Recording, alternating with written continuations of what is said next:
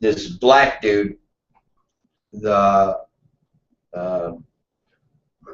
this older black dude who wore glasses. He was probably in his late 50s, and they called him Candyman, and not for any reason of providing people with drugs, providing people with sexual favors, nothing like that. He just looked like that dude from the Candyman movies. That was it. That was that. Whatever his name was, the black guy that played that character. And it was funny because I literally never really put it all together, and I never really seen it until I asked my friend Matt one day. It was probably my 3rd month in, and I'm like, "Why do you guys call him Candyman?" And he goes, "Dude, look at him. He looks like the dude from the movie." And I went, "You're right." And he goes, "Duh."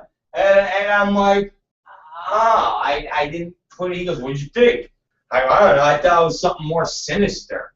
And he goes, "Like what?" I go, "I don't know, dope, sex, something weird." And he goes, "You've been watching too many prison movies." He goes, "No, he's just like the guy from Candyman." And I was like, "Ah." And then every fucking time I'd see him, I'd fucking just sit there and go by, and I'd just get this look, and I'd be like, "Fucking Candyman." Yeah, he looks like the Candyman. Fuck. I got a fucking, I got a, one of my friends that I talked about, his name is Drew. He's over in Otisville. And they shit this poor bastard. They shuffled him out from La Tuna, and then they put him in a couple federal holding areas because he happened to be part of a. I know I've told this story before, but some of you that are new, maybe I'll throw it out there again. We had a fucking rogue cop at La Tuna, or a guard that worked with us, and he would smuggle in cigarettes and things like that for different people in the prison. And what I mean by that is he would, if you had relatives, first off, he didn't do it for everybody because he could get in trouble like he did. But if he had that was in El Paso or a surrounding area, and this guard felt comfortable, what would happen is he would bring in cigarettes or drugs or anything, and you would have your relative meet him, pay him, and then he would bring the stuff in. So my boy Drew had his girlfriend at the time basically hooking up with this guard and giving him money, and he would give her, or he would get bags of tobacco. So he would go and buy, rolling tobacco that he would roll cigarettes with. That's what the cigarettes were. People think they're like packs and packs of Marlboros. No, that's not what it is. They're bags of tobacco. So her name was Lena. So Lena would go and meet dude up at wherever, give him like $200, and then he would in turn bring in bags, like fucking bags of rolling tobacco, and give it to Drew, and then Drew would roll up the cigarettes, and you would roll the cigarettes with the toilet paper, that tissue It's like a tissue paper that toilet paper comes in when we're in prison. So you've seen it before. It's like tissue that's wrapped, toilet paper's wrapped in it, and you undo the tissue, and then you have your toilet paper. So that's what they would roll the cigarettes with.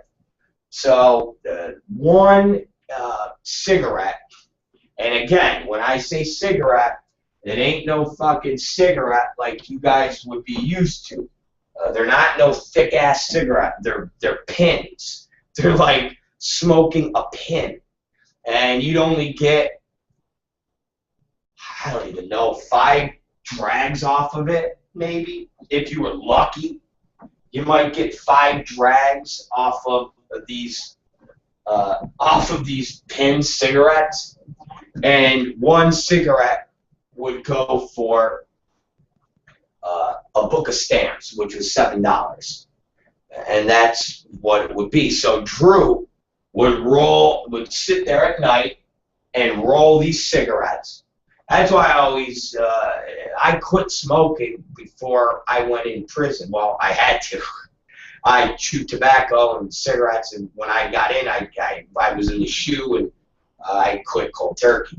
If I wanted to smoke again, I could have had a field day, because Drew would be like, "Yo, Zaccario, you want one?"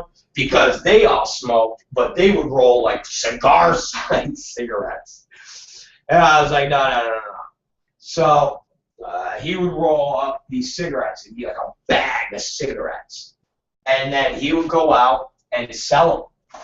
And literally have stacks and stacks and stacks and stacks of stamps, books of stamps.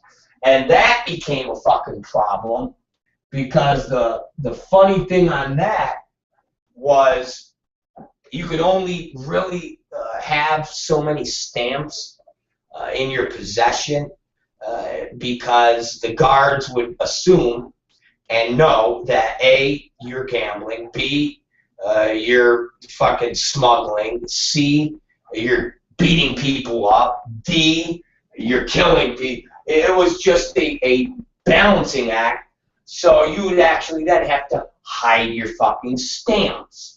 So I mean, it literally was like a whole game, because they would take your stamps. They literally, when they would raid our lockers, sometimes these motherfuckers would be like, "Yo, you know, Matt, my boy Matt Hall." They'd be like, "Yo, Matt, you know, come here."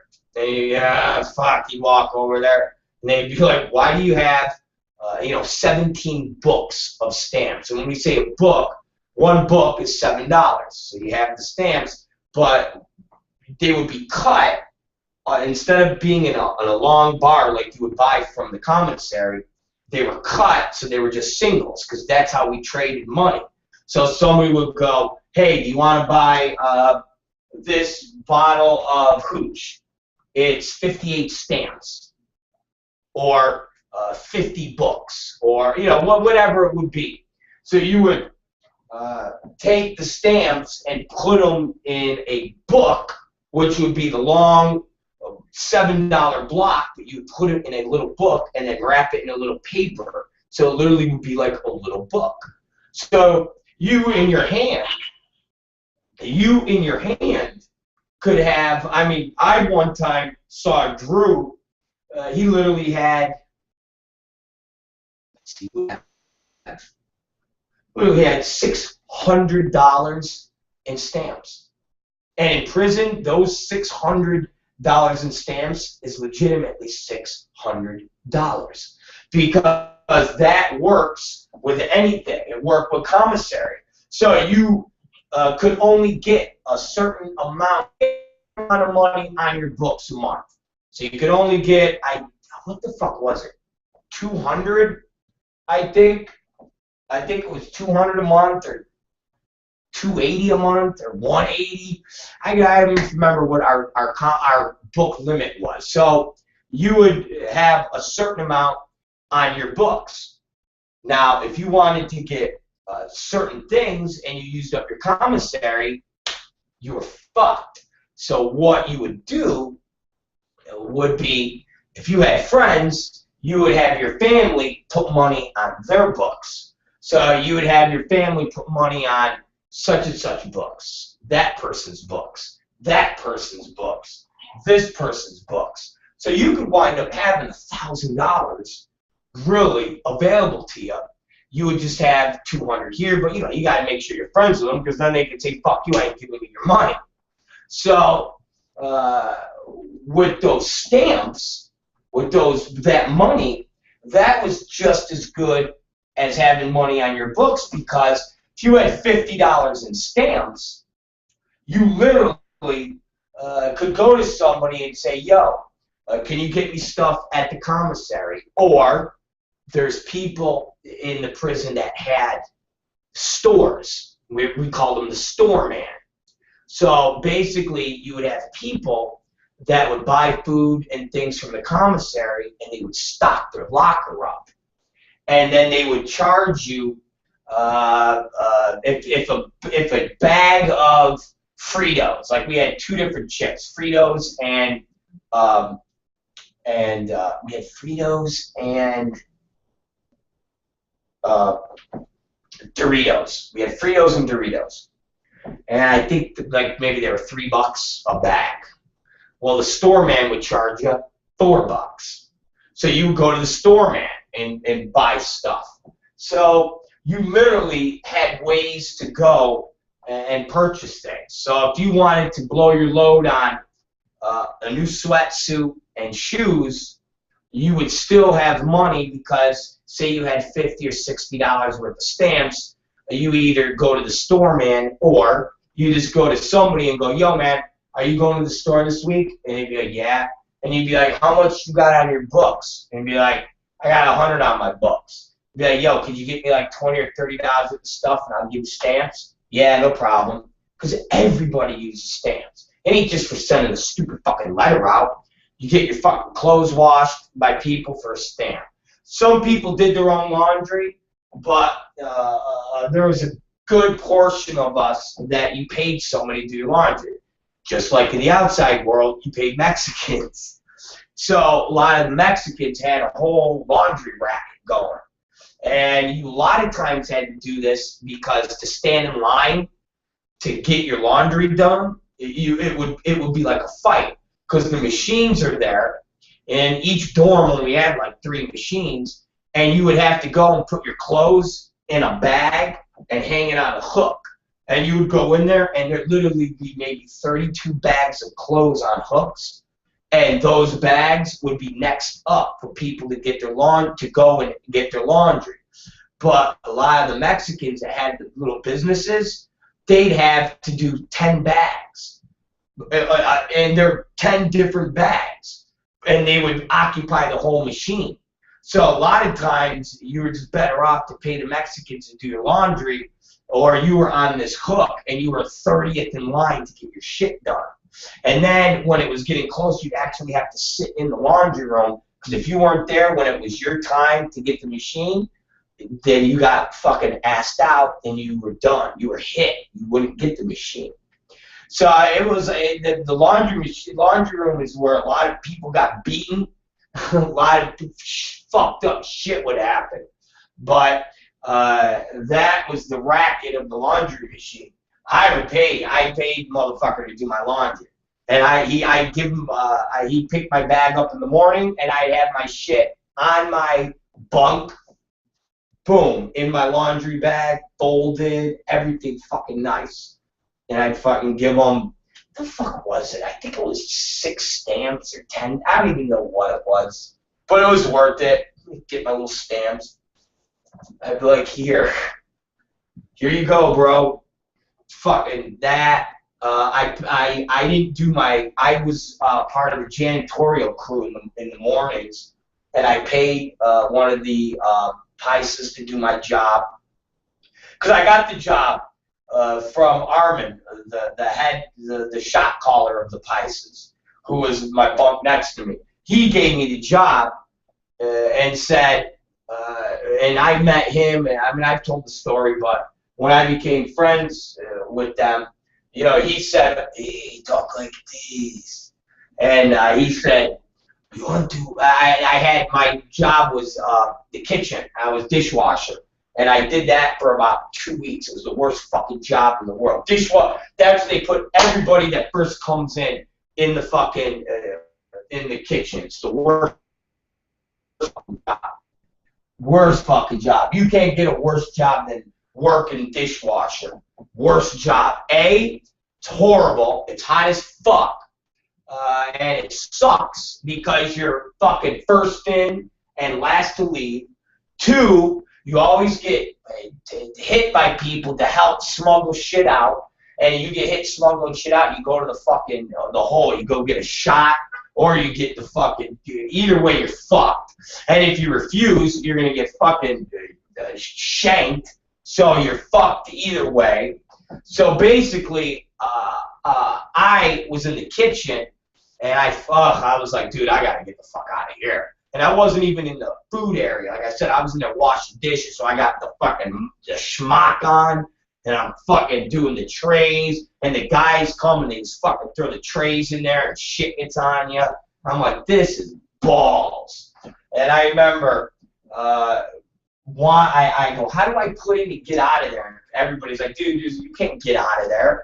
You have to get recommended by the place you want to go. So if you want to go to rec, you got to have basically the shot caller of the rec who runs the rec be able to say, hey, I want to put such and such in the rec, blah, blah, blah, and then the guard, they let you switch. Your counselor lets it happen because that's just the politics of prison. And I'm like, this is shit. So I remember Armis goes, you want to switch?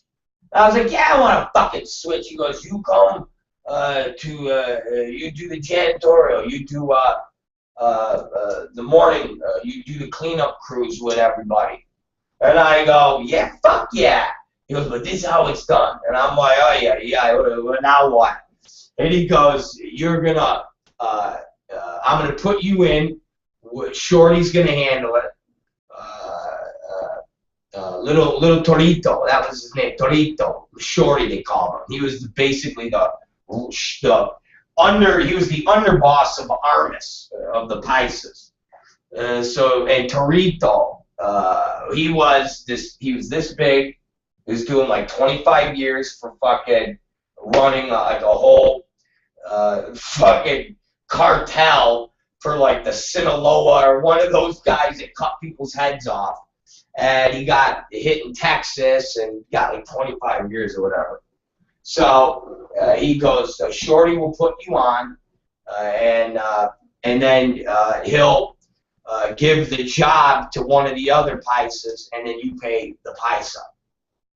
I'm like, all right. So basically, one of the Pisces who was already on the cleaning crew did my job also, which was nothing. Like it was supposed to do bathrooms or something. So he did that, and then I had to give him, I think I made $12 a month or $15 a month or maybe $17 a month.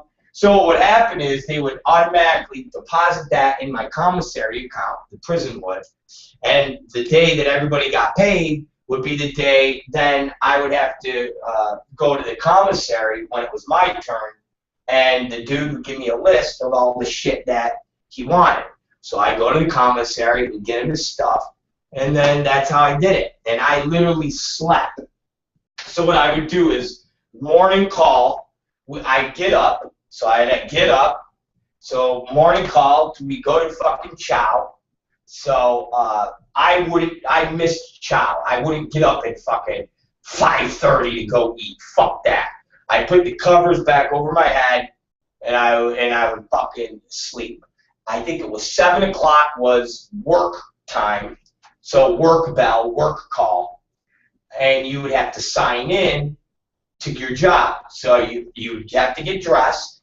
So I'd get up, throw on my clothes, like I'm working, put on my clothes, go to sign in, and our guard would be like, security, and I go, here, and he'd look, so-and-so here. I go back to my bed, climb up on my bunk, take my boots off, and go back to sleep with my clothes on. Pull my covers back over my head, and I would sleep until 11:30. 11:30 is when morning work detail was done. People would come back to the dorms to get ready for chow. That's when everybody would come back, and the people that had real jobs that I was friends with would be like, Zakari, and shake my bed, wake up, motherfucker. And I'd be like, oh, fuck you, my boy Drew. That's when he'd be punch me. They, like I said, it was like being in a fucking, like in high school, when you're like the little guy, and everybody fucking just fucks with you because you get to sleep. So he worked in, where he was taking classes for his GED. So he would go to class in the mornings. He didn't have to work because he was doing a GED. And then Wedo worked in, I think, laundry, which is a great place to work because they just goofed off all the time. And one of the guards, they had a TV in there, and the guards let them all watch TV. And they controlled who got new clothes and who got new boots. I had nice boots. I had the whole fucking thing. But they would come in, and they used to love the fact that I could sleep. And they would be like, dude, you just like sleeping your time away. I'd be like, fuck. But they would wake me up by punching me.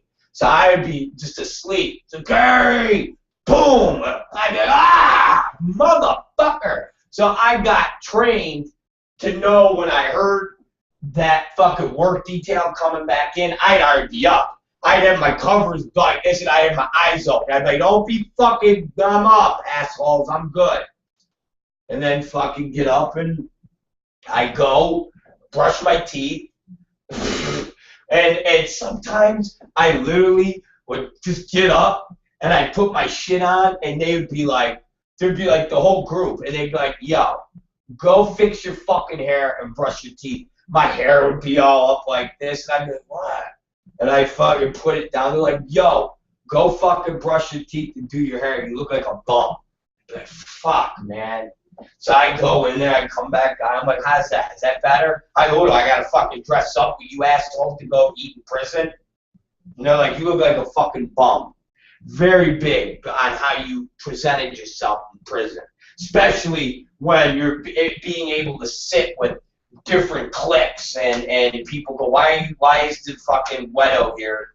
Or why is the white boy sitting with all you fucking the New Mexico gang? Why is he white? What is going on? Why are you letting this guy? That's our porn friend. Don't worry about it. He gives us fucking shower shots. His porn buddy sends us shower shots. Don't worry about it. And I sit there. And sometimes, man, I look at some of these guys, motherfuckers are There's one dude that had eyeballs tattooed on the back of his head. And I remember I would just be like, dude, that guy's scary looking. And they would laugh. And then they would fucking tell the dude and put me on the spot. So we'd be at commissary outside. And, like, dude that's, like, there for fucking 30 years, he'd be like, yo, Zakari, so am I scary looking? I'd be like, oh, man, why are you guys? And I'd be like, I didn't say, like, scared, like, really, do I look like I fucking kill someone? And I'm like, oh, yeah. I said, oh, Jesus, this is just, and they were all laughing. I go, well, I'm just saying, I've never been around people that had 5 teardrops under their eye and fucking eyeballs tattooed on their fucking head. I'm sorry. And they'd all start laughing. He'd laugh. Couple of the guys like that, man. Couple of the fucking guys. But, you know, nobody fucked with me. And I got through it. So it was a time. So I got it. Drew, at the end of the day, when he was smuggling in and doing the cigarettes, this guard was doing it for other people. And, man, in prison, everybody fucking talks. Everybody talks. Well, sure as shit, this guard started fucking smuggling in dope and started working with people with dope. And guess what? The feds found out. They set up a sting, and this guard got fucking hit. trying to fucking do a $5,000 heroin deal to bring heroin into La Tuna. And so he got busted, and then the guy just rolled on everybody. And he said, here's what I do. I bring in cigarettes for them, this and that. And then in the middle of the night, my boy Drew fucking got scooped up out of his bunk along with fucking like 10 other motherfuckers. And they grabbed him and said, yo, so you're fucking working with the cop? And he was like, oh. And so they wanted basically him to work with them and bringing down the cop. And he's like, what's to work with? You already know what was going on. Well, what? We want you to testify. And he's like, testify? He goes, what the fuck do you want me to do? He goes, you got the guy. He admitted it. You got all of us. Yeah. What do you want? Look, you went to my locker. You grabbed all my cigarettes. You grabbed all my tobacco. They went and got Drew's wife. They arrested Drew's wife. They go, you got my wife. What more do you want? I'm not fucking gonna go on a whirlwind tour. And they said, okay, no problem. We could do all this, without you guys. So they added, I think they added a year or two onto his sentence. They charged his wife, girlfriend, and she pled out to probation. And they stuck him on a bus and took him around a tour of the federal prisons and shoved him off to Otisville. He literally was in the system of transit for like 3 months. So when we would try to contact with him, he was in transit. That was Drew. Until he finally got to Otisville. So he is in Otisville. So my boy Drew, who is from New Mexico, and that's where his family is. That is where his life is, and he was at La Tuna, is now in Otisville in New York. How's that for shoving it up your ass? How's that for being somebody that said, dude, I ain't going on testifying and doing stupid shit like that for cops. He goes, I ain't fucking gonna have my life get the shit kicked out of me by cops for the fucking next 9 billion. Get the fuck. He don't get released until 2017 or 18. So he's like, dude, I'm not gonna fucking be the guy that's known as taking stands against guard. He goes, fuck you. Okay, we're gonna send you to New York fucking prison. So the motherfucker's in Otisville. That is, Jesus Christ. New Mexico to Otisville, New York. So that's my boy Drew. That's my prison story. And I gotta write to him and give him all my new information. And so he put me on his Quora links, and then we can email each other again. Cause I want to send him my new books and shit. He'll fucking get a trip out of my books.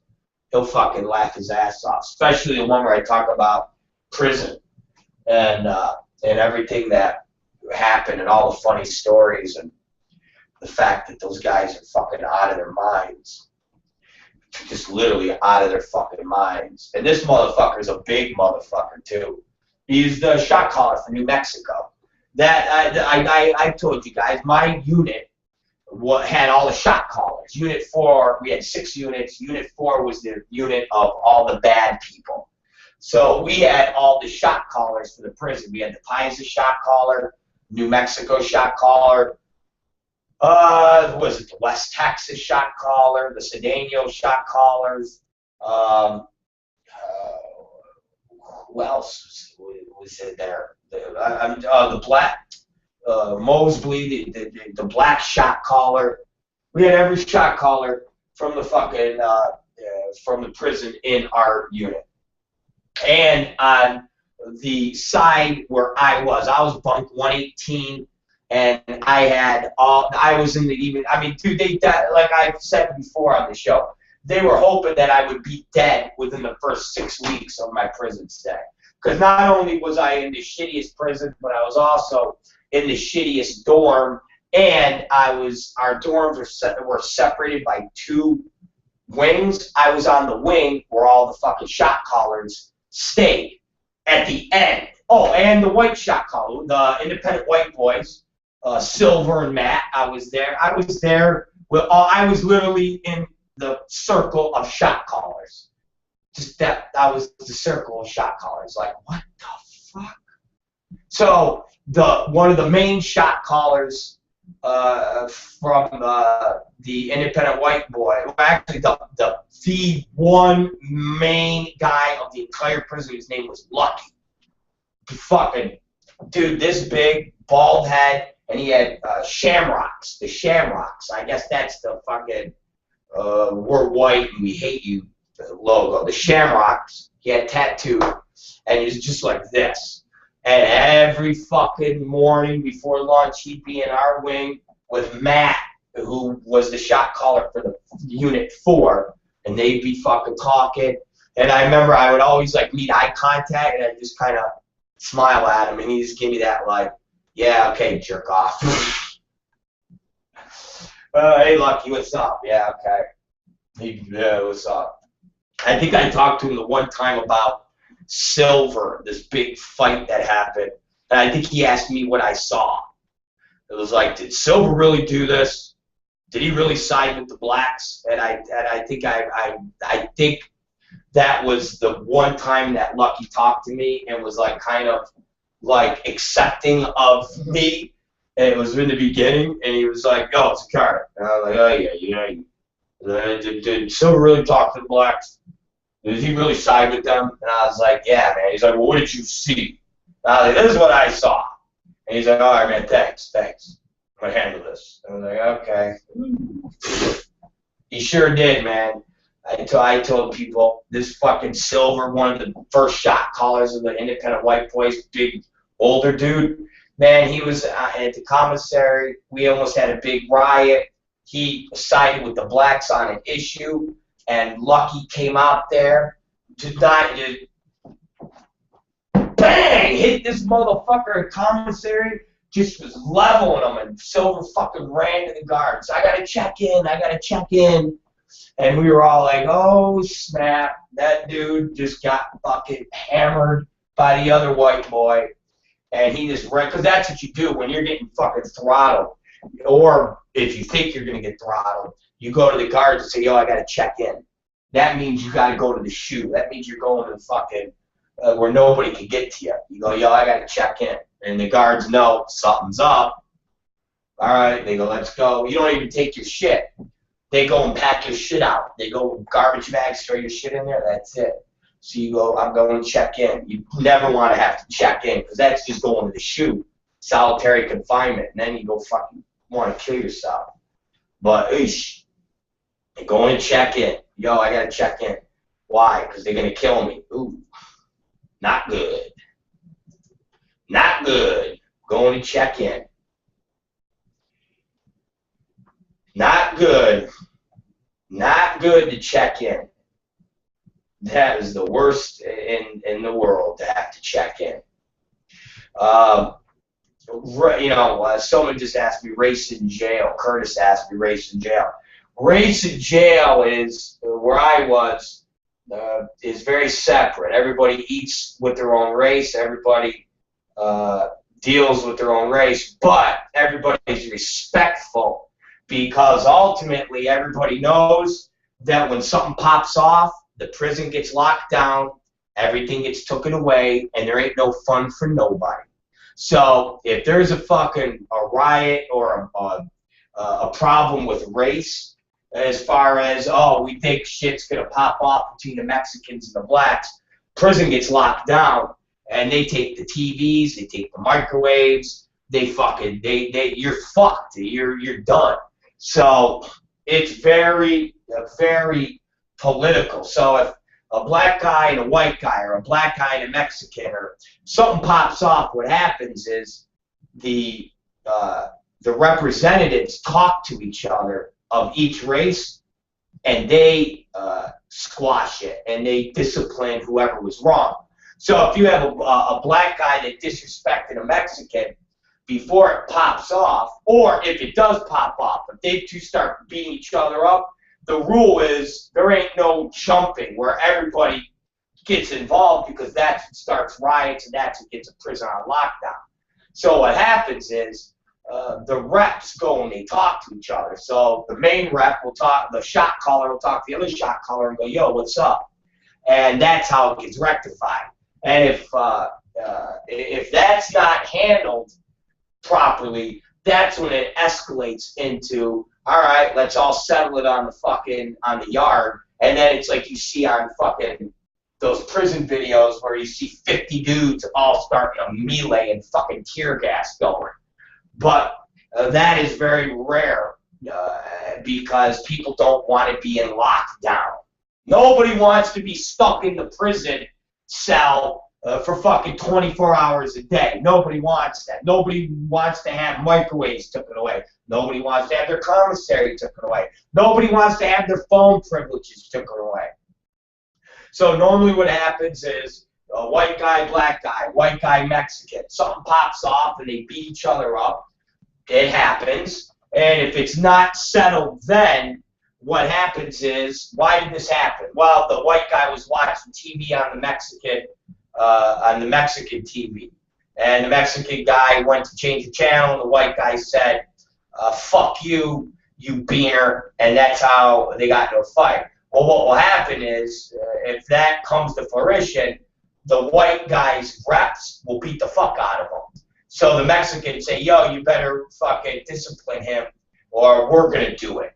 So if they say we're going to do it, that means that dude's going to get the fuck beat out of him by a bunch of Mexicans, and then the whites don't, you can't have that happen, so the whites go, we'll handle it.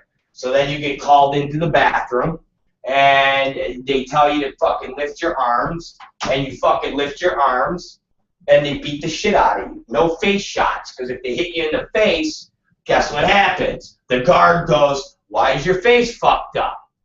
All right, lockdown, and now we all have to take our shirts off. We have to sit there with our hands out. They inspect our hands, and they lock the prison down because there was a fight. Someone got assaulted. Latuna, if you guys look up Latuna's history, they've had murders, race riots there. So they're very fights. They are on top of that shit. So no, when you get disciplined, you don't get face shots. You stand in the bathroom with your arms up, just like this, and fucking everybody fucking takes turns just hammering you. And that's it. Fucking hammering you. And that's all. It's over. And that's how you get disciplined. Real simple. So I never had to get disciplined, thank God. I was a good boy. I was good. God damn it. All right, we got to see Katie in the news that we can use. I'm sorry. We took too much time in a prison story.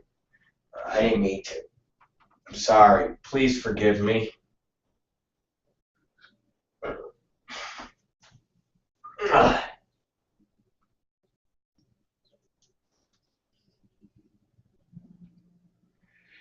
Katie Summers. This is Robert Black. I'm sorry we are late. We were talking about a prison story. Please forgive me, my dear. I didn't mean to hurt you. I didn't mean to disappoint you. And I beg for your forgiveness. And with that being said, I would like to welcome you, and I would like to welcome the entire listening and viewing audience to Katie Summers and the new that you can use. Take it away, Katie Summers.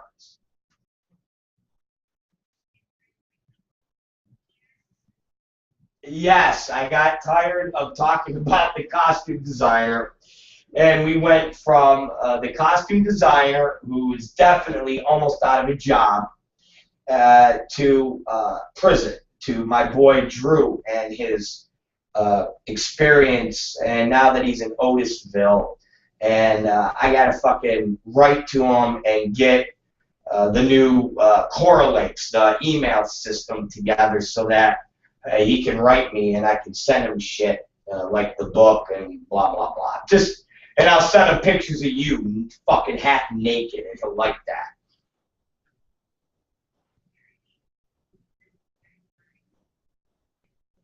I know it's horrible. Well, Katie Summers, you sexy little motherfucker. You sexy motherfucker! Give us something. I know you told me this morning that there wasn't a lot of big news happening on this Friday. So I'm sure you have put together a little list of things that you could talk about that you think are important.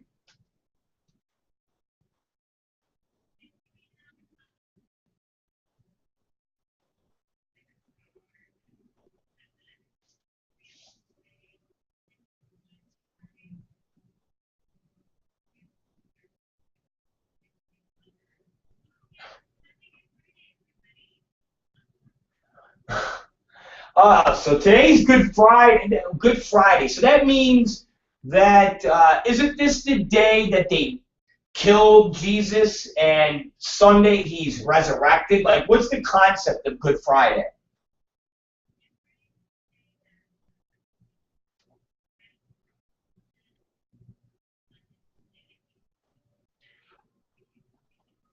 Oh shit. Oh shit. Okay.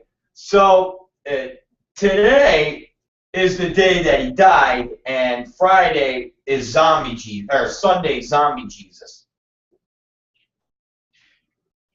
Wow. Okay, so today he died. All right. Well, fucking A. I wonder what time he died. Because you know, in normal settings, when somebody goes, Paul Walker died in a fiery crash in a Porsche at 9:52 p.m. or 9:28 a.m. I wonder what was the time of death today of Jesus. Like today at 6:47 p.m. Jesus fucking died.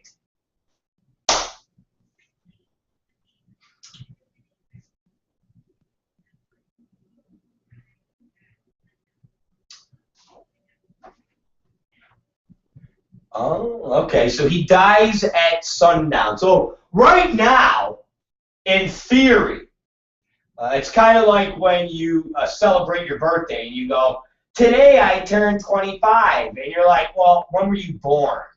And you're like, well, technically I was born at 5 p.m. And you're like, well, right now it's only 1, so you weren't born yet. Technically at 5 p.m. You will be born. So technically right now, X amount of 100 years ago, or however many years ago they say Jesus roamed the earth, he was alive. So at this time, so many years ago, he was still alive on the cross.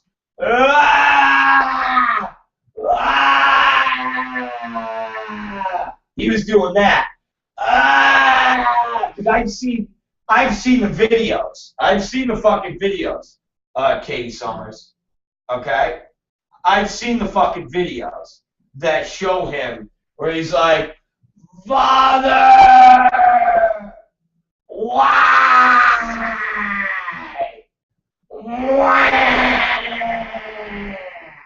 I've seen that. So right now, that's what Jesus is doing. So he's not fucking dead yet.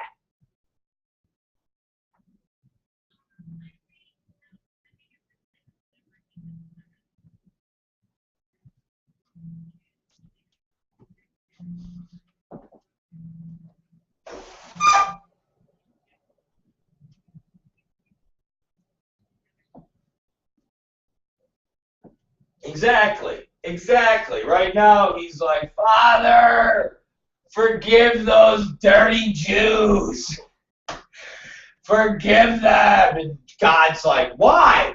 Look what they did to you. They fucking beat you all day. And this little fucker over here took the spear and stuck it in your fucking ribs, that little Jew fuck. No, Father, come on, they're all right. No, how can you say that, Jeeves? Look what they did to you. They put that crown. I'm pissed. I'm fucking wiping them out. No, they're my friends. It's like, you know, it's funny. It's kind of like that. It's like that guy who's involved with a bunch of people, his friends, and they all do some horrible shit, and the parents or the authorities are like, we're gonna go after your friends now, and you're like, no, they didn't mean to do it. Don't. They're my buddies. Don't. Your parents like, I'm gonna call all their parents. Mom, Dad, don't. You don't understand. When I go to school, everybody will know that I told you guys, please don't call their parents. They didn't mean to do it. It's the same fucking fable. It's the same. Dad, I know the Jews killed me, but let them go. They didn't know what they were doing. They didn't know. Please. That's all I got. That's my Jew joke.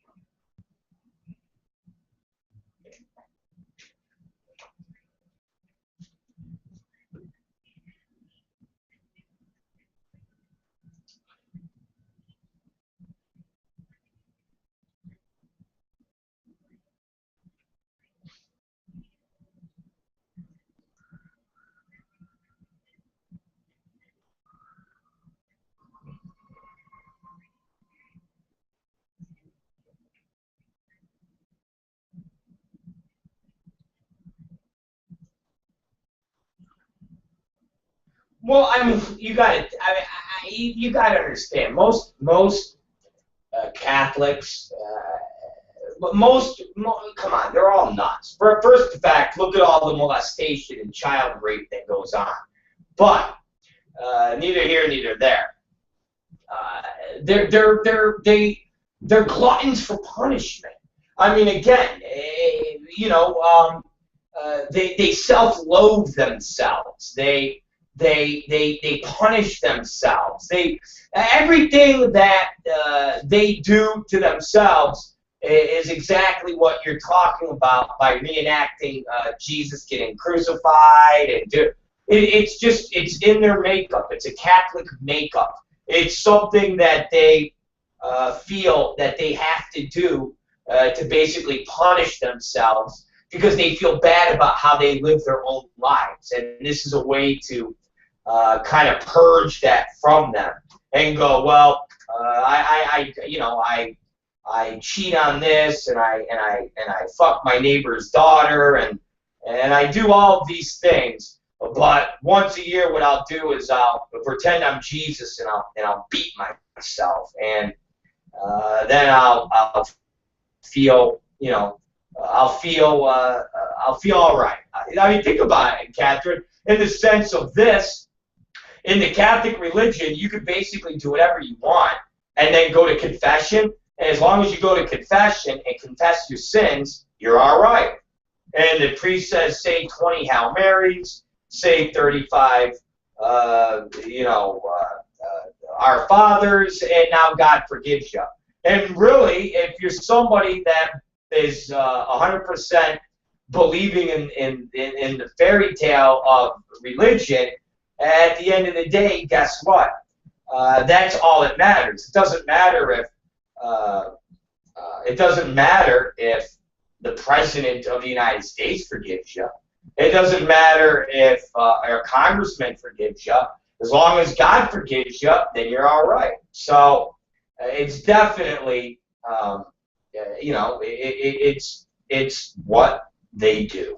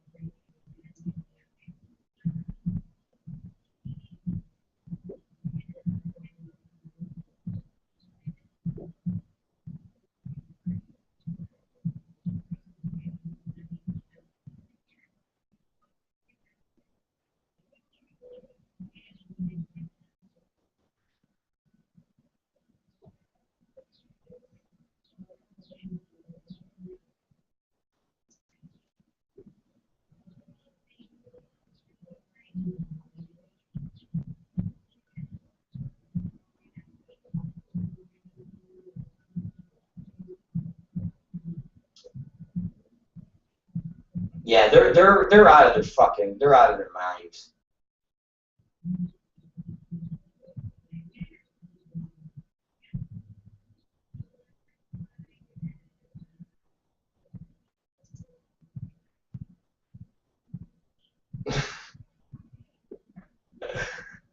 All right, well, I talk about George W. Bush's paintings.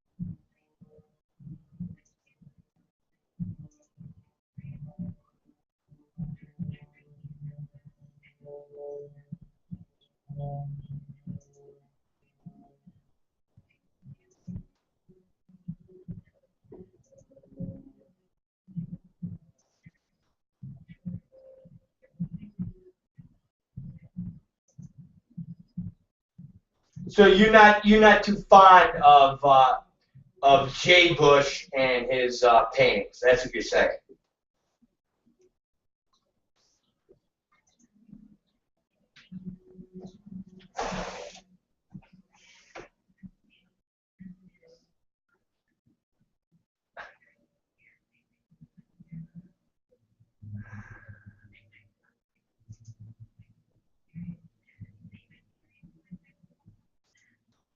Uh,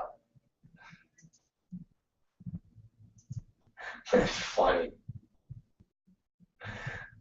That's so funny. That's funny. You're just full of comedy.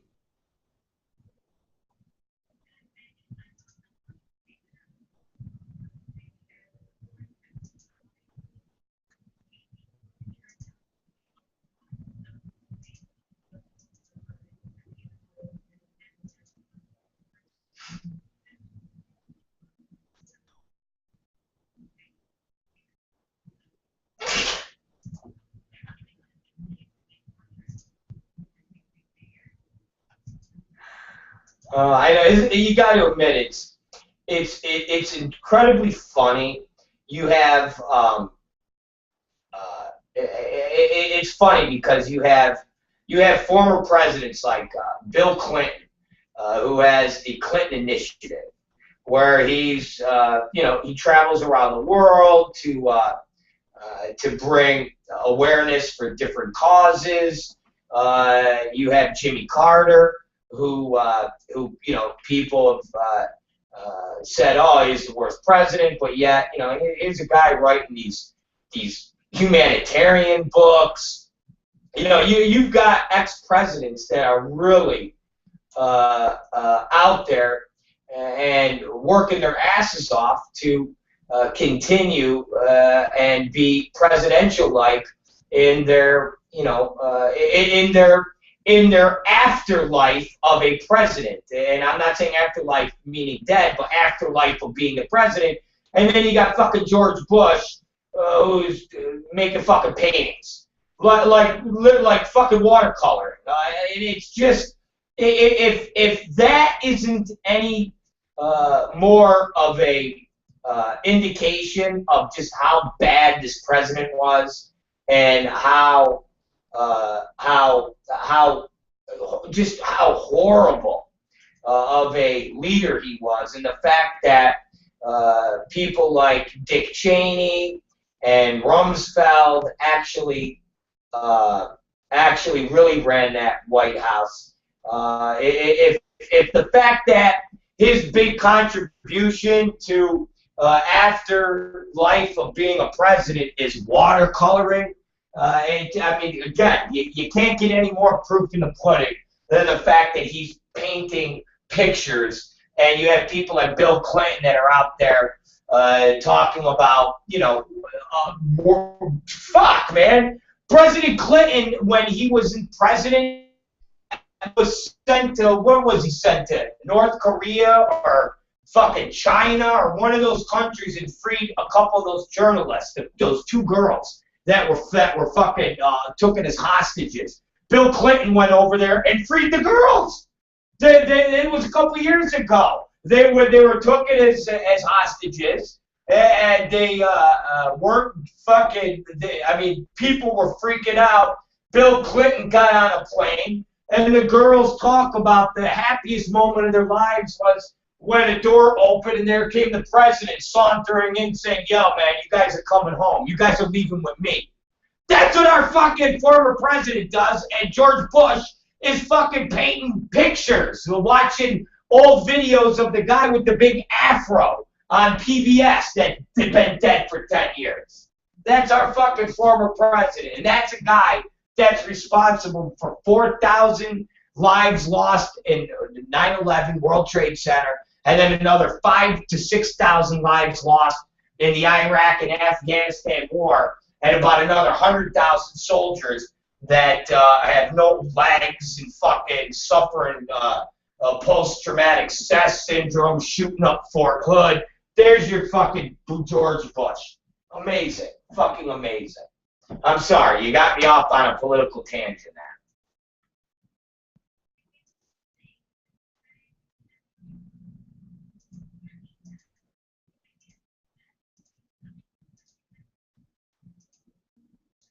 You're right. You know what, hon? You're 100% right. Keep him away from any more political things so he doesn't fuck shit up, and just keep him to doing watercoloring, fucking claymation, things like that.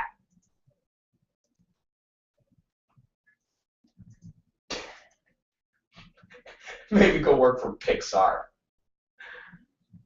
I love it. All right, you're right.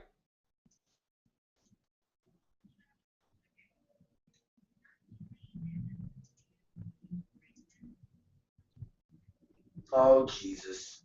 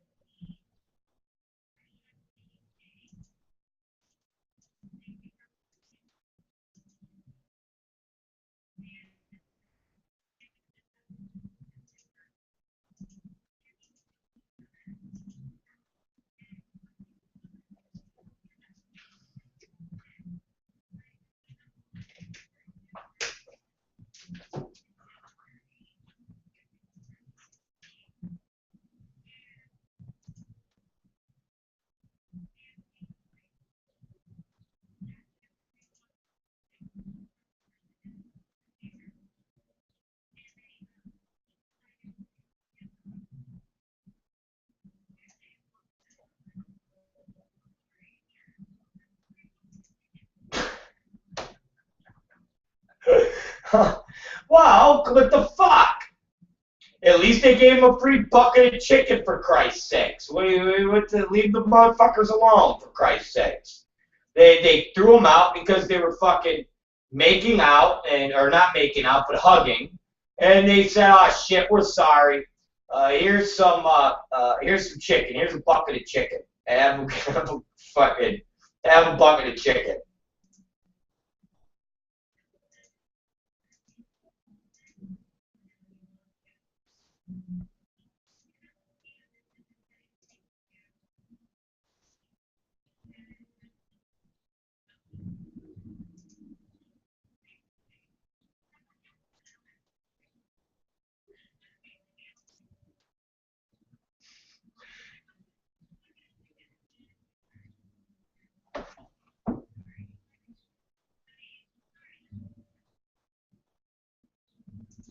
I like that.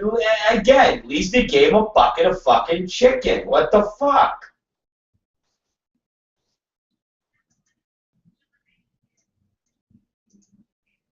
What are you gonna get? What are you gonna give Mackenzie a bucket of chicken?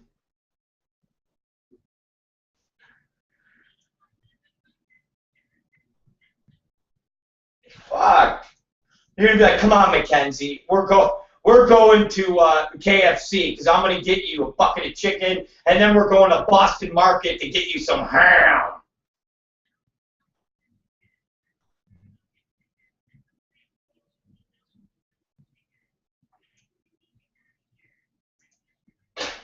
Get me kicked out of here.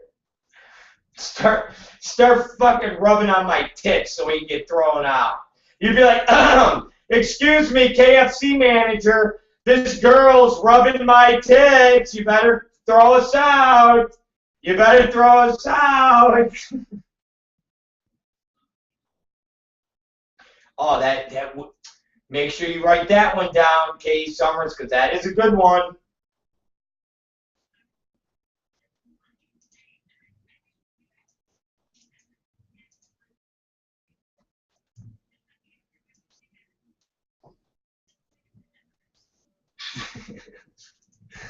Oh, it's classic. Fucking classic. I love it. It's funny. Chicken! Where's the chicken?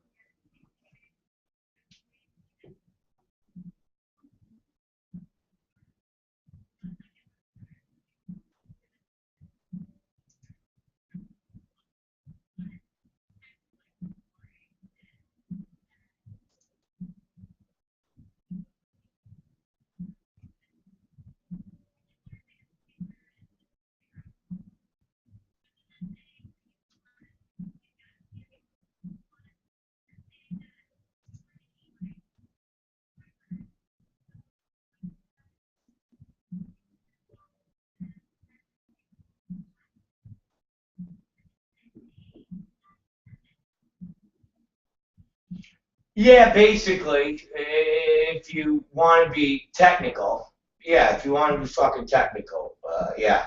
If you want to be technical, they keep the menthol cigarettes and they get rid of the rest.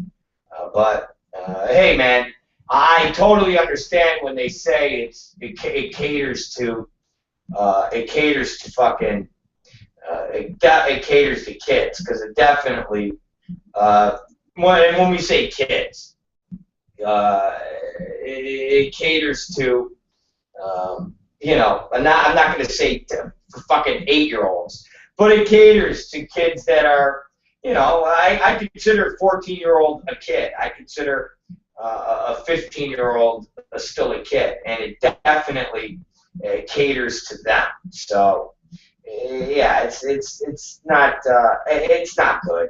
I think anytime you make a product that's not good, health wise, and you target a demographic that is susceptible to that, is not good. So, yeah, but what are you gonna do? No, nobody gives a fuck.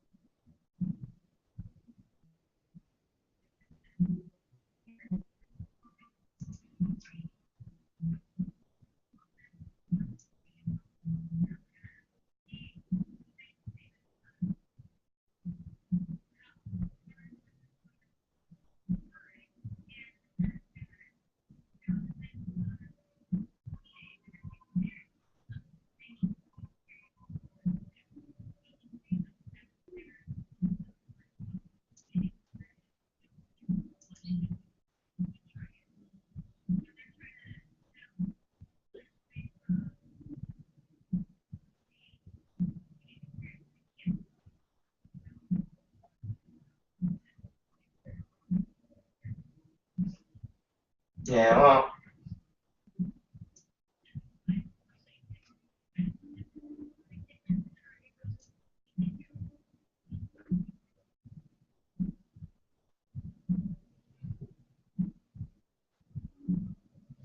all right. So go ahead. Give me something else.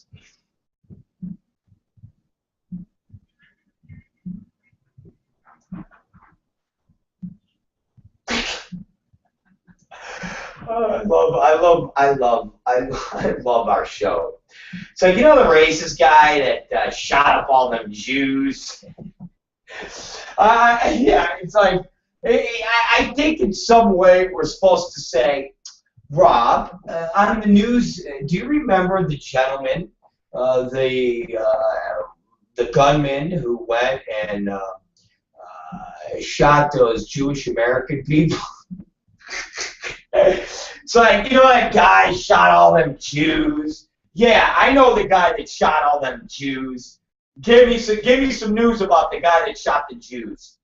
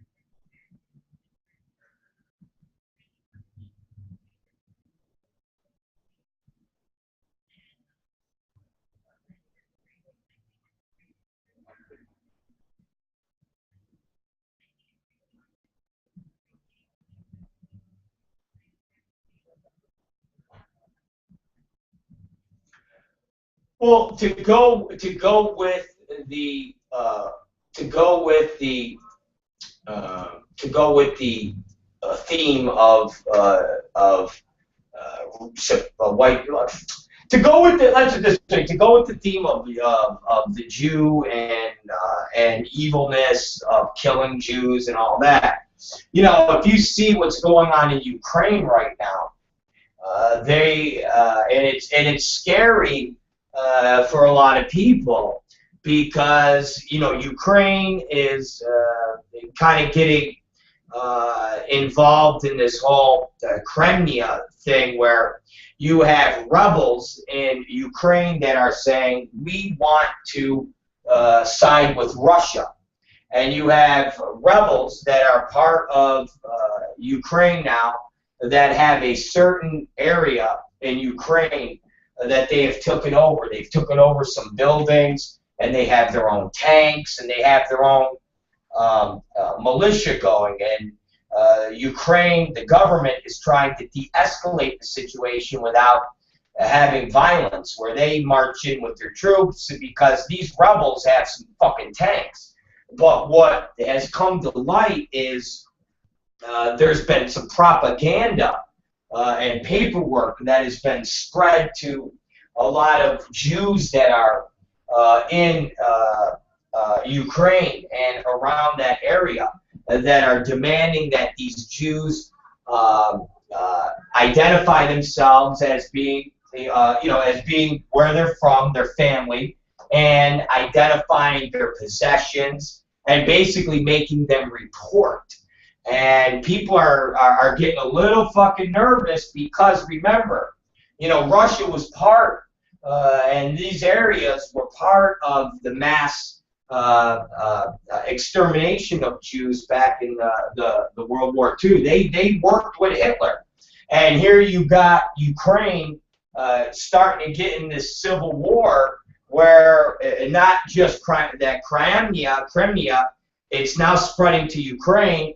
You have rebels in Ukraine, and now you're starting to see paperwork and pamphlets that are demanding Jews answer for their possessions. So, you know, hey man, I would suggest that Ariel, or not Ariel, but what's his name? God, I forgot. Netanyahu over in Israel. I think he ought to focus his attention away from Iran, and maybe needs to focus a little bit on what's going on in Ukraine and Russia. Because like I said before, you know, Iran is a little blip, and Palestine and fucking with the Palestinians. This is all bullshit. You know, what Netanyahu and the Jews need to do is focus on what could really fuck with them, which is Russia. And the fact that during all of this Russia debate, you've really heard nothing from the Jews, and their people on what is going on with Putin, because they know at the end of the day, Russia was part with Hitler and the mass extermination, and now all of a sudden you have paperwork and leaflets going out in the Ukraine about wanting Jews to have to check in their property. So, you know, forget the rock throwers in the Palestine and arguing over a couple pieces of bullshit land. And if Iran is gonna fucking, you know, give up whatever fucking little tiny program they have so they can make a little fucking uranium to have a power plant, they need to kind of get with some people and focus on this problem in Ukraine.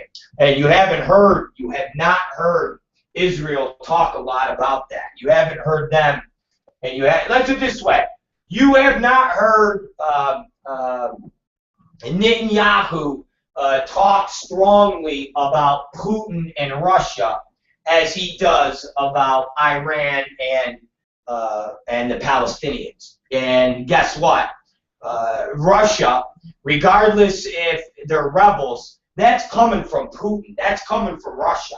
and they are now starting to spread propaganda that is basically reminiscent of World War II and telling Jews they need to fucking check in and they need to fucking label what property they own.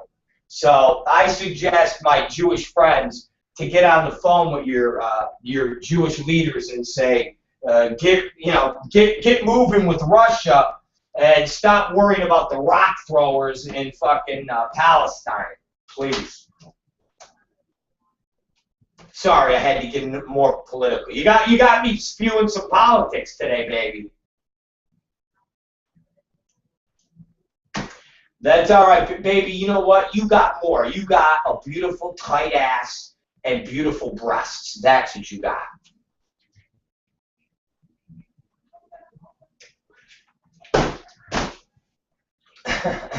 I do indeed.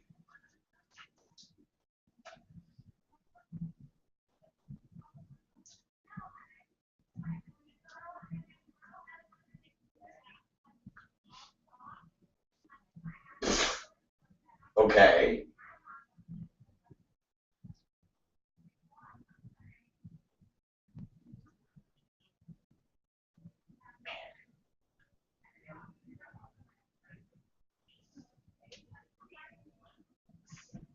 Okay.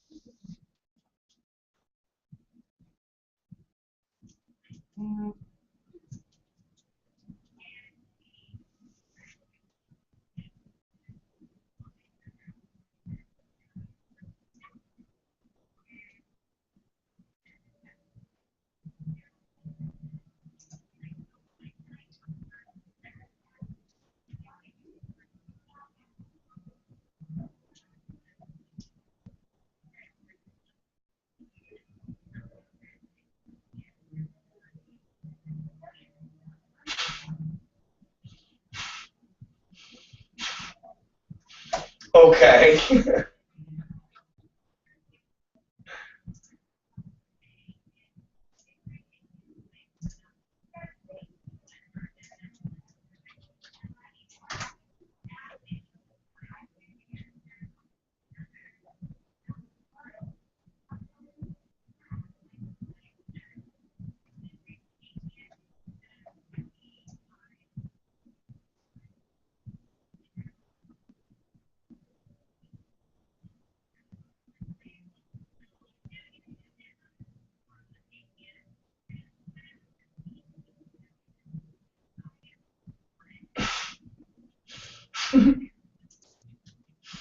So, okay, it's fucking great. Just a big clusterfuck of people bitching about atheists and the license plate of why they can't have an atheist license. Okay, well, hey, all right, more power to everybody bitching and moaning about the atheist, the non-atheist license plates. It's just bizarre.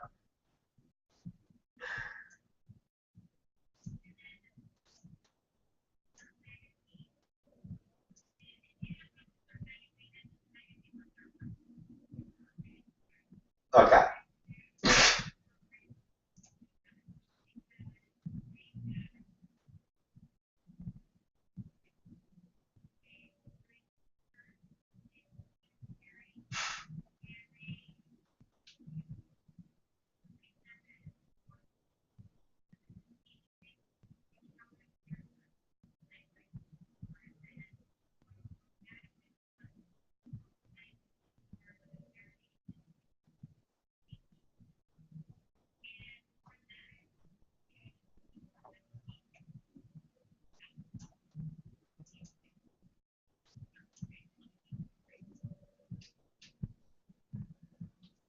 I don't know. Do you think it was that racist?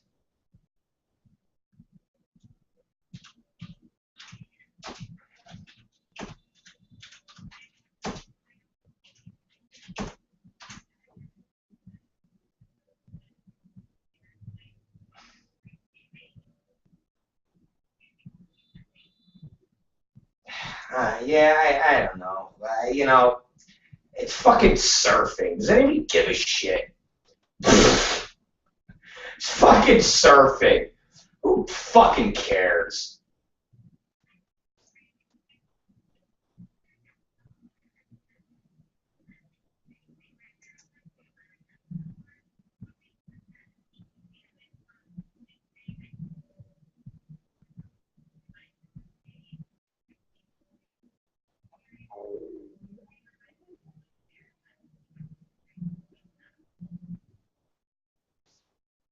Yeah, I mean, I don't know. I don't know. And I didn't even think uh, I didn't think uh, the comment was that overwhelmingly. Um, I don't know. I mean, let's do it this way. Okay, I've heard worse. Uh, I've heard I've heard worse shit from American politicians. Okay, I literally have heard worse stuff from American politicians that don't result in. Let's put it this way: everything that Paula Dean said was 10 times worse than what this fucking Surf magazine said.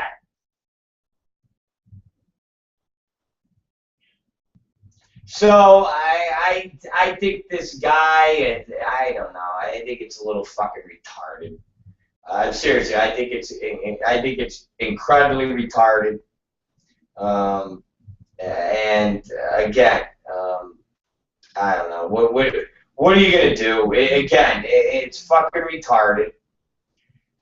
And at the end of the day, it is what it is. So, and the fact that we're spending this much time talking about fucking surfers is even more retarded because surfing is fucking stupid. Thank you. I know.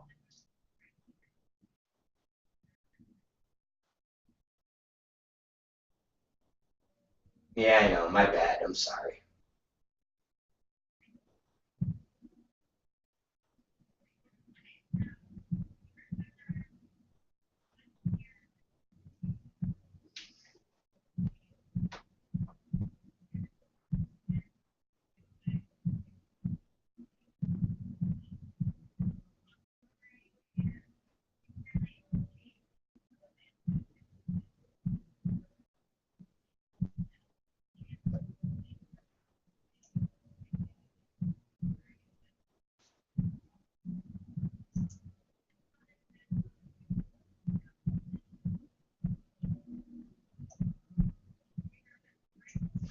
Wait, what happened?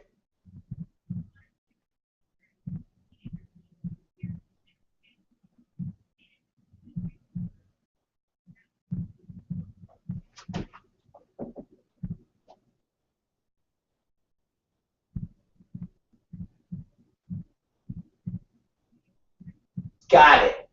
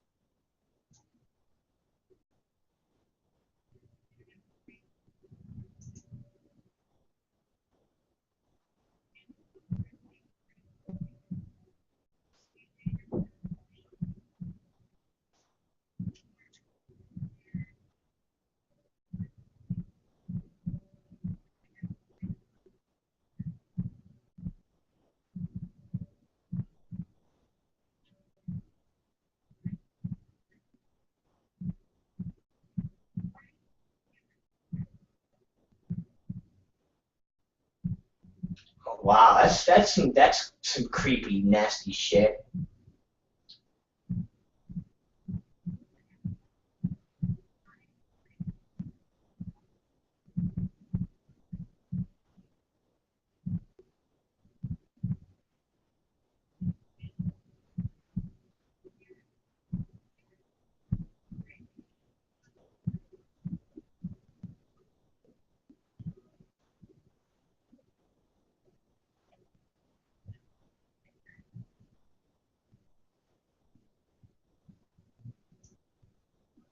That's crazy. Well, let's hope the guy goes to jail for a long time. How's that? Exactly.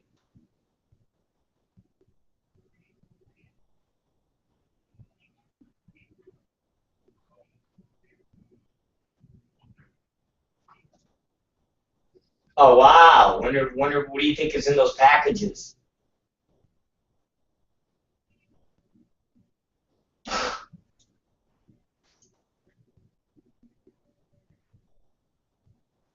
Wow. What if that was a million, would you still be there or would you walk out the door and I would never see you again?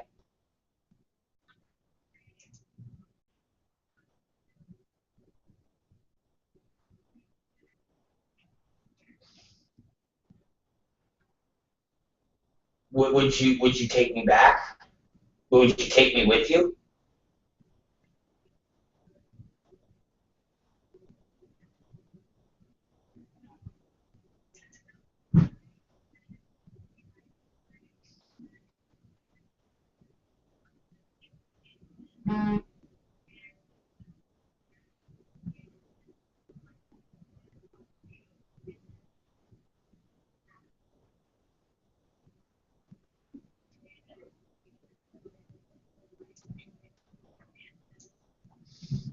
I like it.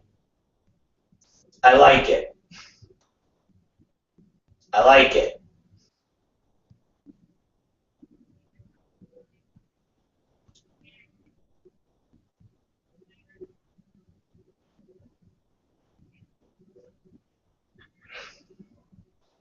I like it. I like it. I like it. I like it.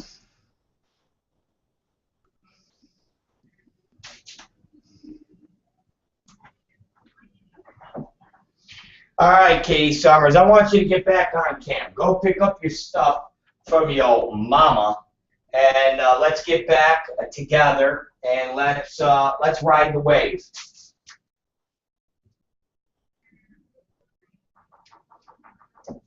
I'll be there by 5:30, Katie Summers, with my bells on. And tell everybody where you're going to be, what you're going to be doing, and where they can see you, and blah, blah, blah.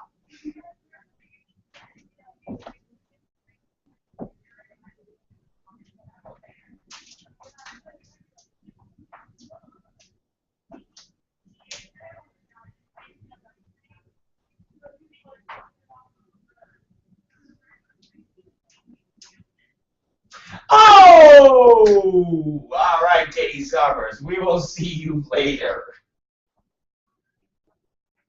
Wow.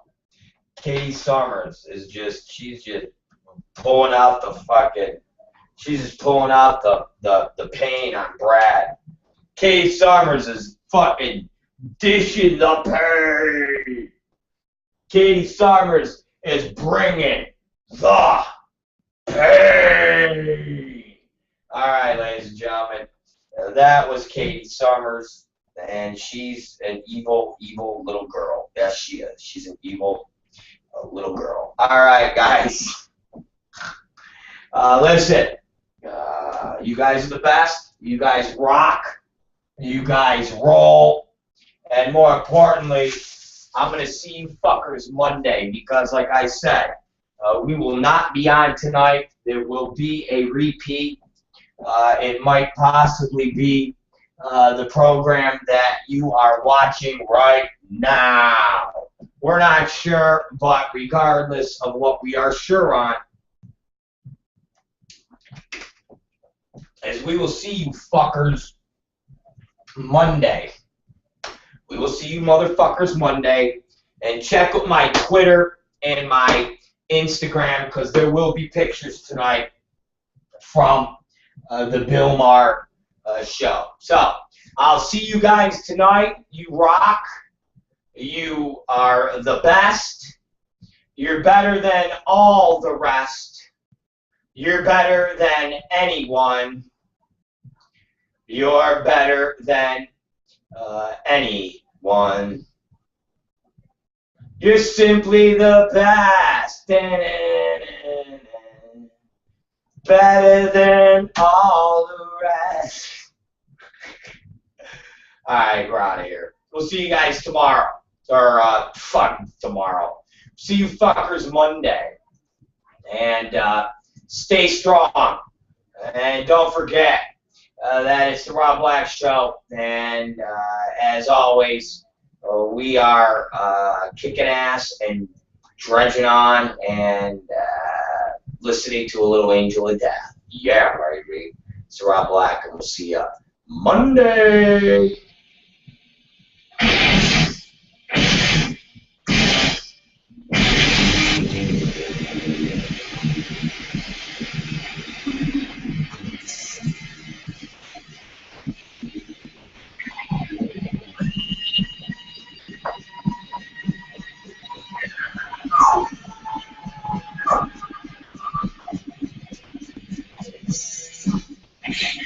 See the guns.